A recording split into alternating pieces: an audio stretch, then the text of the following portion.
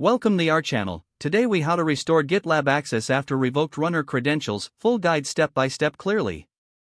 To begin, open your GitLab instance in a web browser. Log in with your administrator credentials. Navigate to the top right corner and click on the profile icon. Select Settings from the drop-down menu. In the left sidebar, click on CI/CD Settings.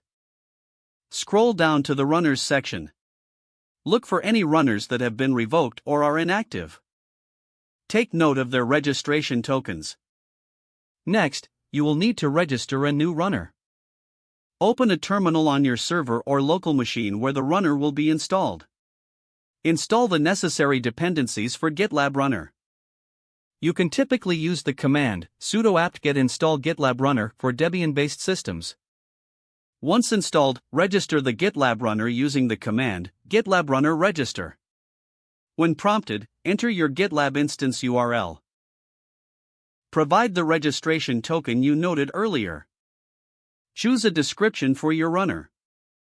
Select the tags that will help organize your runners. Decide whether to run the runner as a specific executor, such as Shell or Docker. Once all inputs are provided, confirm the registration. Now, proceed to check if the runner is active by returning to the Runners section in your GitLab settings. Refresh the page to see the updated status. Make sure the runner appears as active. If needed, configure any additional settings for your runner. You may want to set up specific build environments or access permissions. Finally, run a test job to confirm that the runner is functioning correctly. Monitor the job logs to ensure everything runs smoothly. Your GitLab access should now be restored with the new runner credentials. If the page does not load, refresh the browser or try again in a private or incognito window. Make sure you are using the correct email address, then retype it carefully to avoid small typos. If your password is not accepted, use the reset option and create a new strong password you can remember.